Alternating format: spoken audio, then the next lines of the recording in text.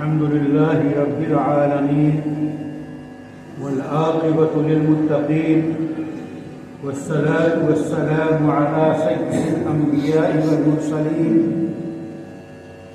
وعلى آله وأزواجه وذرياته وصحبه الهاديين المهديين والطيبين الطاهرين ومن تبعهم بإحسان والدعوة بدعوته إلى يوم الدين. أعوذ بالله من الشيطان الرجيم. بسم الله الرحمن الرحيم. إن أول بيت وضع للناس للذي ببكة مباركا وهدى.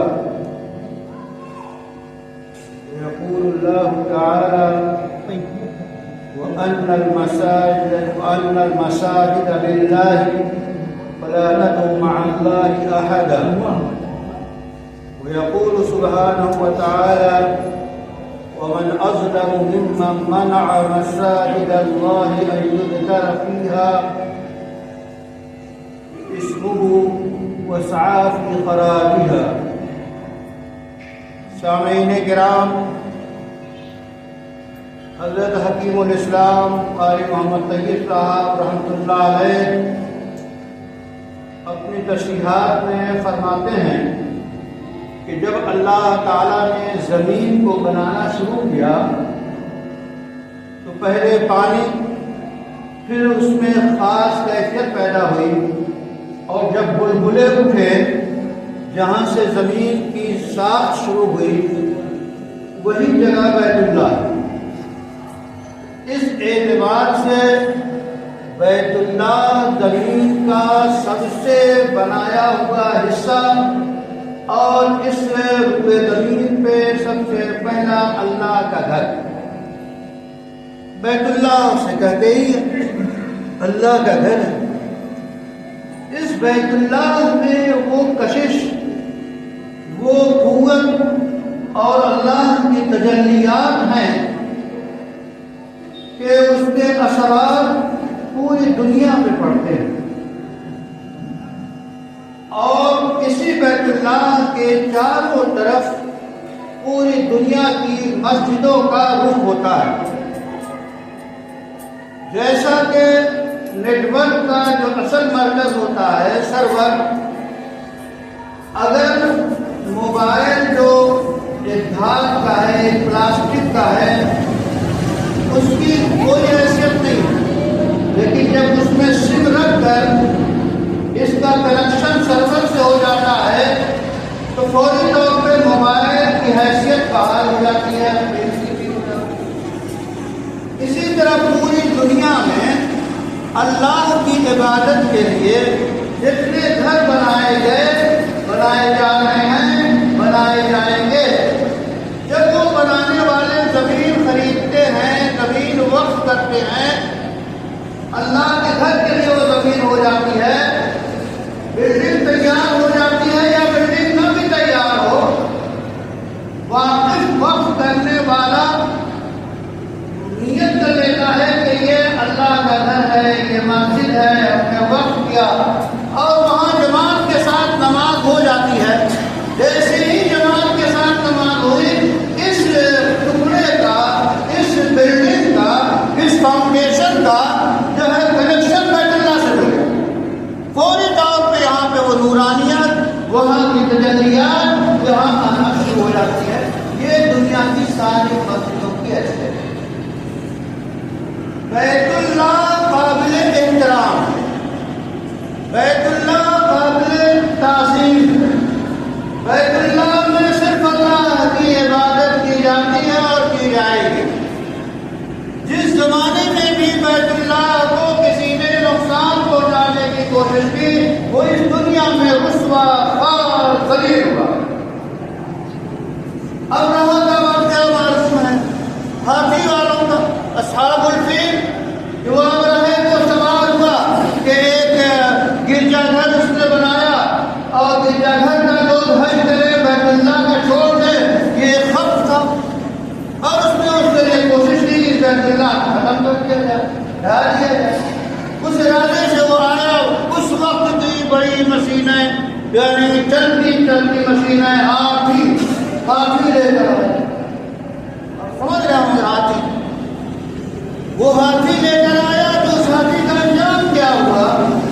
अल्लाह की तरफ से चिड़िए खास किस्म के परिंदे आए जिनके चोंच में और जो है पंजों में कीकड़ियाँ थी, उन कीकड़ियों को बरसाया और एक एक फौजी, एक एक लश्करी, एक एक सिपाही, एक एक उस शख्स को जो जाने वाला था बैतुल्लाह को गिराने के लिए, उस पे वो लगी और घुस बना काश के माफी।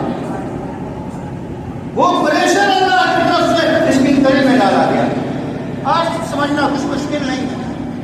एयरगन की छोटे से छलने में जब प्रेशर स्प्रिंग का डालते हैं तो वो छल्ला परिंदे को मार देगा, कितनी कुव्वत पैदा हो जाती है।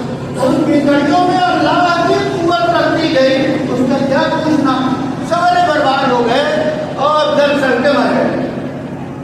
यही हश्र हमेशा उन लोगों का होगा जो अल्लाह के घरों को नुकसान पहुंचाएंगे या पहुंचाने की कोशिश कर रहे हैं या कोशिश करें।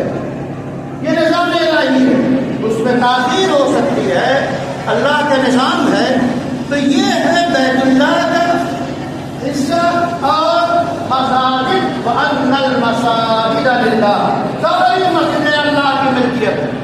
पूरी दुनिया में जितनी मस्जिदें हैं जो बाकायदा मस्जिद बनी है वो शरई कानून के हिसाब से, ला के हिसाब से वो अल्लाह की मिल्कियत है।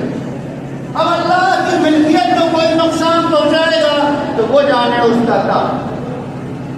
अब रहा वाले कैसे बर्बाद हुए तो जिस जमाने में जब भी ऐसी कोशिशें होंगी उसका खमियाजा देर सवेर भुगतना होगा। तो फला तदउ मा अल्लाह इलाहा, सारी मस्जिदें अल्लाह की हैं, मस्जिद में सिर्फ अल्लाह को पुकारो, अल्लाह की इबादत करो, अल्लाह के अलावा किसी की इबादत मस्जिद में जाए नहीं।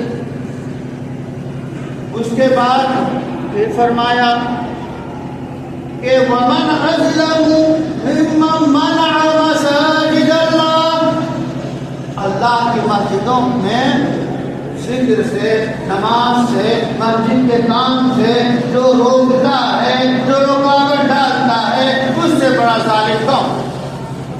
अल्लाह के जिक्र से, नमाज से, पैगाम से जो रोकता है उससे बड़ा जालिम कोई नहीं हो सकता।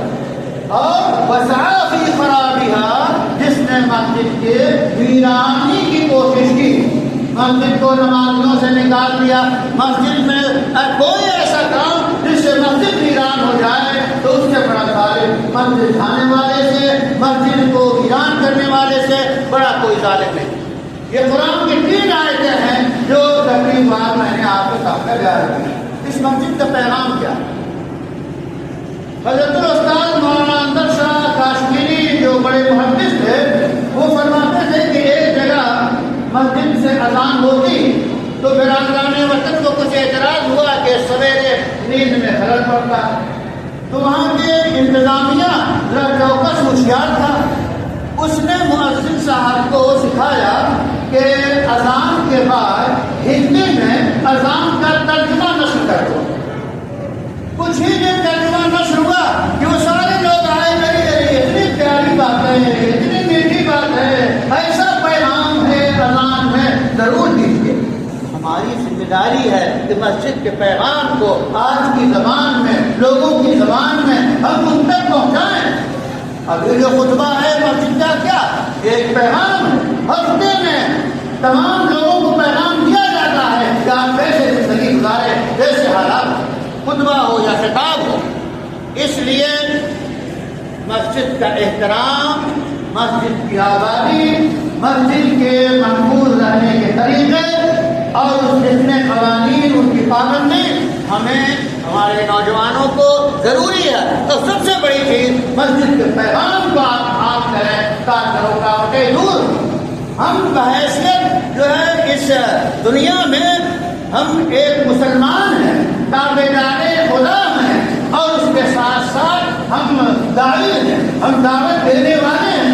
खैर की दावत हम घर घर पहुँचाएंगे कि फितना व फसाद रफा हो, अमन आम हो, हिंदुस्तान और पूरी दुनिया में सुकून और चैन का لوگ ساتھ میں وآخر دعوانا الحمدللہ